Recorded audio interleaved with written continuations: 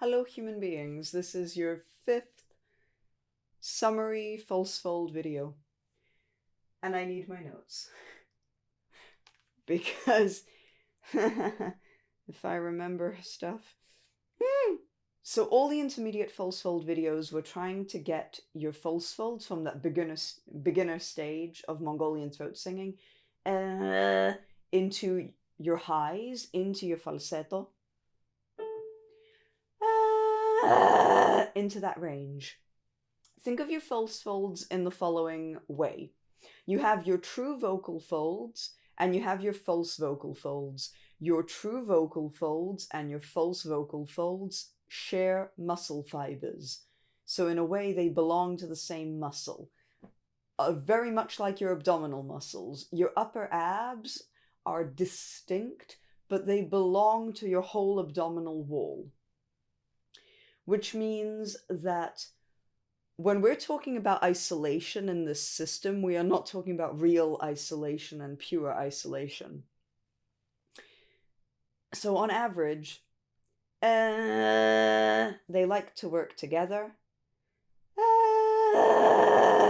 If one system, your true vocal folds, comes together tightly, your false vocal folds are happier to come together tightly. If the system relaxes, this system is also happy to relax. On average. I'm not saying this will happen automatically for you, but this is kind of how we're thinking about it. So we're transitioning, if you will, from the beginner stage where your focus and your emphasis is, false vocal folds. I will control my false vocal folds. And we are moving on to, oh, okay, I'm just going to switch my false vocal folds on or off. And I'm going to control the entire system through my true vocal folds. I'm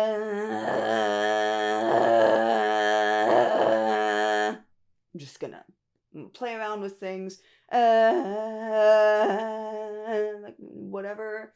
So in the first intermediate video, we establish a goal, a target of taking your beginner exercise and doing that in your falsetto range.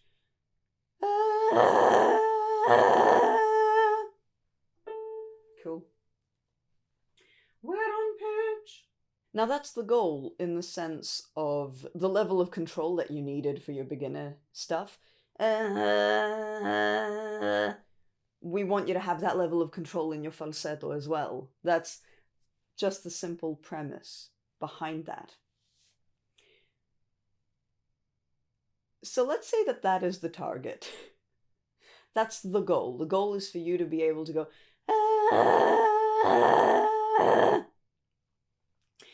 and then we go into the, okay, how can we get there? Assuming that it's not automatically just, oh, I did it, I will now go home, and I didn't need any tutorials or any voice lessons ever in my life, and I'm epic. So, the first thing that we use as a suggestion is imagery. So this is just taking the same premise as your beginner false fold, which is that when you clear your throat, your false vocal folds engage. Only that now we're putting you in a cartoon scenario where you're going to be a mouse at a dinner party.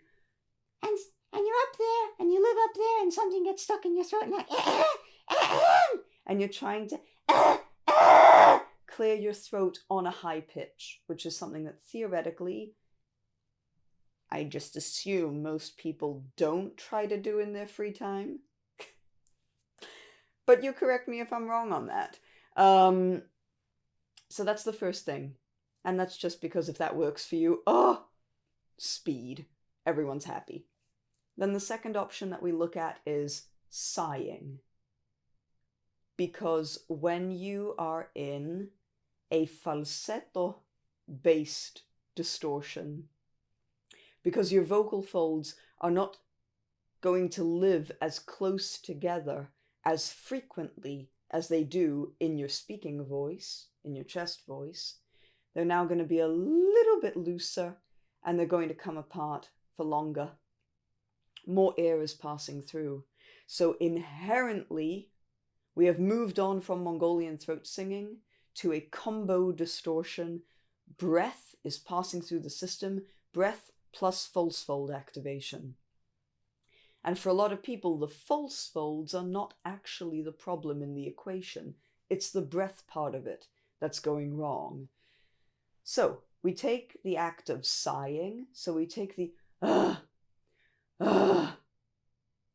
we find that low down. Don't grunt. It's not it's not that. It's just the breath. Because again, our problem was that if you can't go high, there's probably too much compression, too much holding in the system. So start from a silent sigh. Start silent. Bring in voice. Over pressurize the system, so increase the amount of air. Get into a sigh. That's the coordination. And then the suggestion is stay there, siren that up. Or stay and work it in pitch.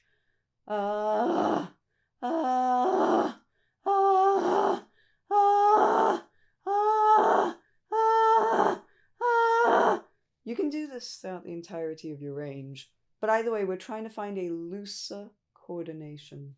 In the second video, we go into your yodel. So, you're flipping registers because we have to address what the true vocal folds are doing. If you want to go from a crunchy sound into this growly, cavernous thing, your vocal folds will need to adjust. So, you want to get that speaking voice to falsetto. You want to get that movement down. And you want to get really used to doing that in every direction.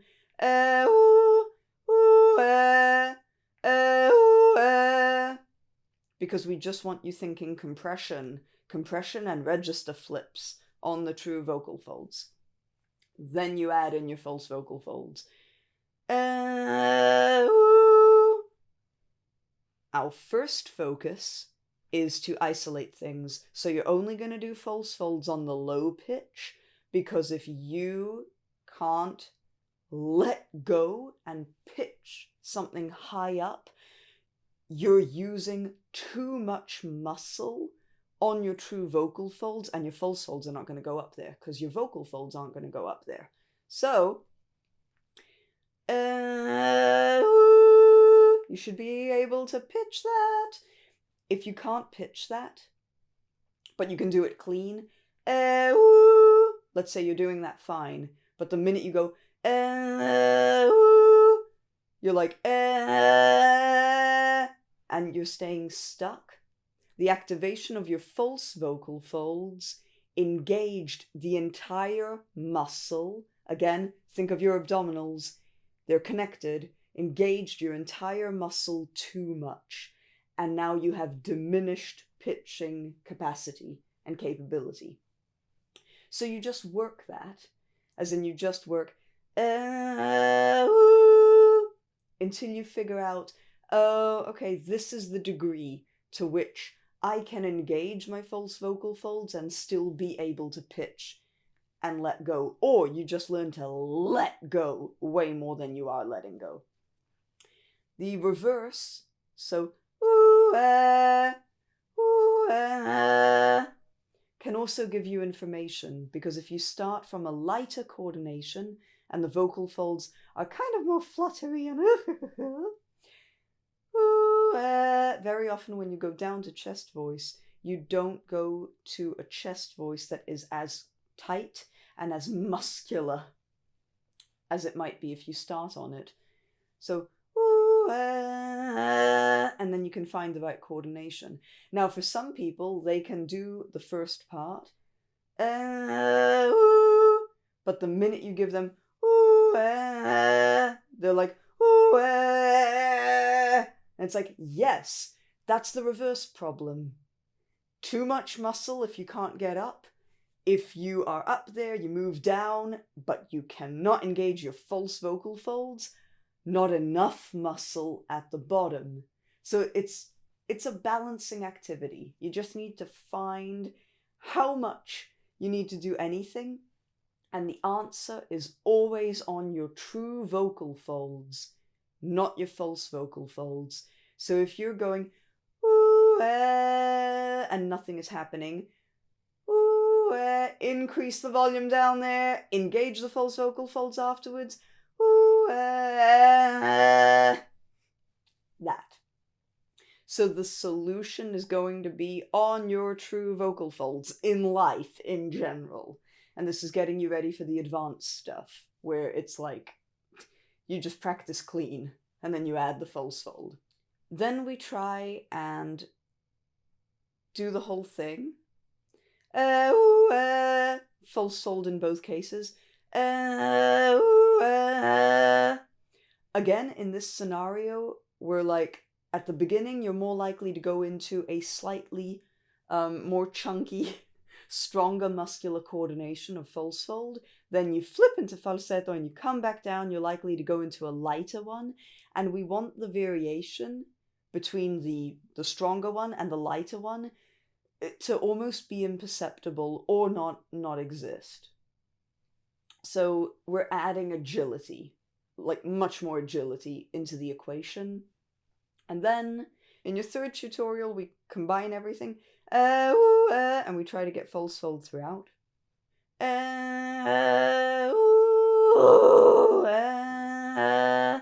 So you can do it step by step if it's easier for your brain, or you can connect it. If you connect it, try and flip immediately at the bottom. So don't go, no. The exercise is,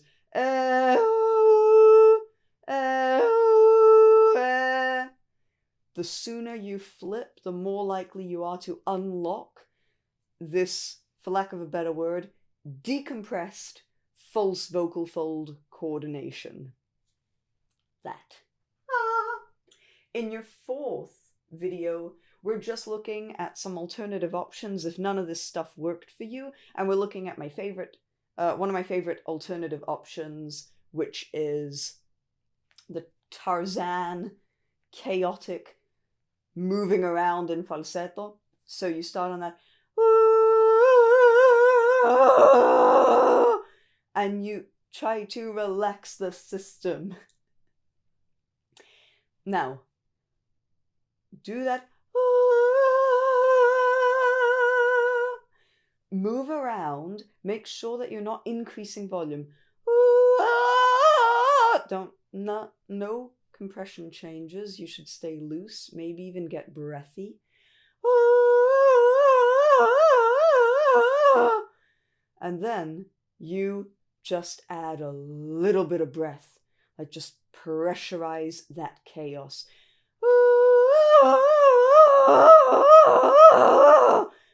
And very often, ta-da! You get weird fuzzy noises and distortion.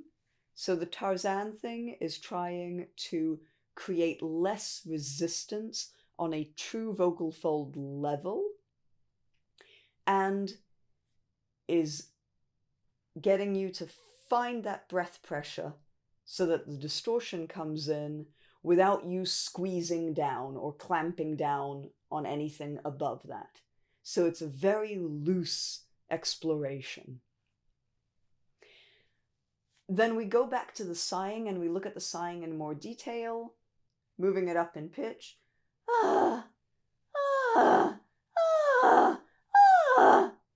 Or sustain the sigh low down. Siren it up in pitch. The tendencies are, as you siren things up,